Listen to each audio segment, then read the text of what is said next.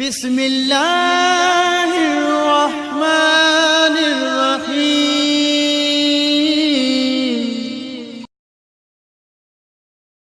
أعوذ بالله من الشيطان الرجيم. بسم الله الرحمن الرحيم. والحمد لله رب العالمين وصلى الله على سيدنا محمد وآله الطيبين الطاهرين المعصومين. أما بعد.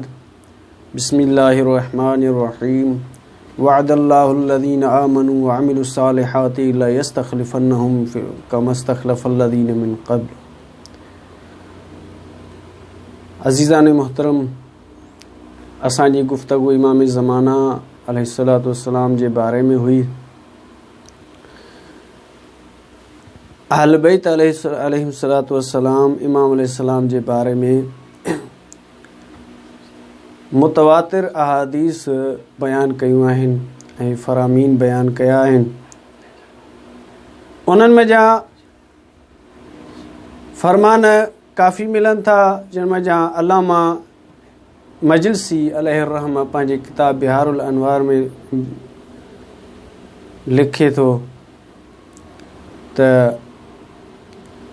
इमाम बाक़र अलैहिस्सलातु वस्सलाम जन फ़रमाइनि था त मुंहिंजो बाबा इमाम ज़ैनुल आबिदीन जॾहिं बि खून जूं आंसू रोंदा हुया त ख़ुदा खां दुआ घुरंदा हुआ त अल्लाहुम्मा अज्जिल लिवलियकल फ़रज।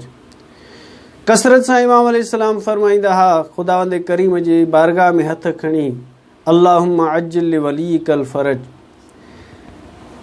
सहाबा किराम इमाम अलैहिस्सलाम खां पुछनि था, यब्न रसूलुल्लाह मा माना ज़ालिकल कलिमा, इन कलिमे जी माना छा आहे? इमाम अलैहिस्सलातु वस्सलाम जन फ़रमाइनि था त वली आइमा अहल बैत, यानी असां अहल बैत मंझां हिकु इमाम आहे।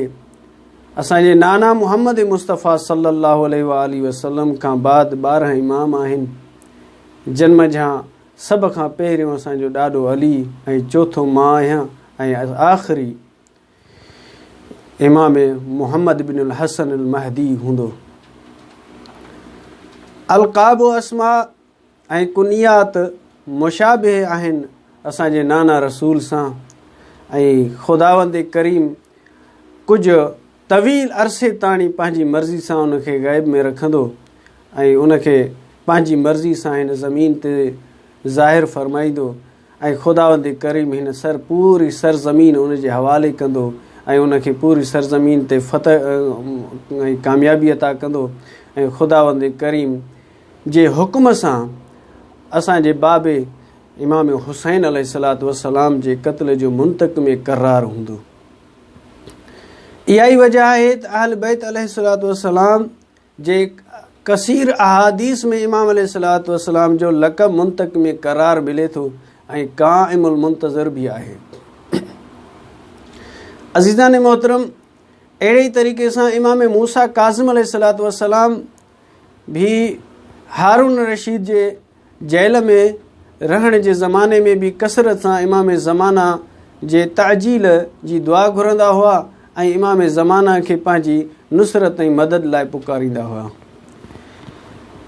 त एतिरो त कज़ियो ऐं इहो अमर अहम ऐं मुहिम हुयो जो इमाम अलैहिस्सलातु वस्सलाम जी विलादत खां पहिरियां मासूमीन अलैहिस्सलातु वस्सलाम बयानु कनि था, कसरत सां बयानु कनि था, पंहिंजे अहबाब खे ऐं पंहिंजे पूरे जेको बि उम्मत मुस्लिमा हुई उन्हनि में कसरत सां इमाम मासूमीन बयानु कयो आहे इमाम अलैहिस्सलाम जे वजूद खे ऐं इमाम अलैहिस्सलातु वस्सलाम जी इमामत खे ऐं खिलाफ़त खे। अज़ीज़ान मोहतरम, इमाम अलैहिस्सलातु वस्सलाम जी फ़ज़ीलत में रिवायात ऐं अहादीस कसीर आहिनि जेके सही सनद सां कुतुब शिया में मौजूदु आहिनि।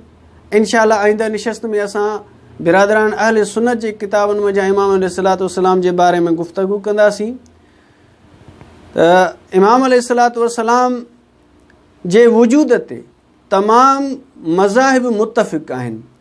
जुज़वी इख़्तिलाफ़ खे क़त नज़र कंदे कुली लिहाज़ सां ॾिठो वञे त इमाम अलैहिस्सलातु वस्सलाम तमामु मज़ाहिब जे नज़र में तमामु मज़ाहिब मुतफ़िक़ आहिनि इमाम अलैहिस्सलाम जे वजूद ते। अज़ीज़ान मोहतरम, वक़्त जी नज़ाकत खे ॾिसंदे करे हिन निशस्त जी पुॼाणी हेसि ताईं थी। इंशाअल्लाह अॻिली निशस्त में असां बयानु कंदासीं त अहले सुन्नत जे कुतुब में इमाम अलैहिस्सलाम जे बारे में अहादीस ऐं रिवायात मौजूदु आहिनि ऐं इमाम अलैहिस्सलाम जी तारीफ़ जो बयानु। वस्सलामु अलैकुम वरहमतुल्लाहि वबरकातुहू।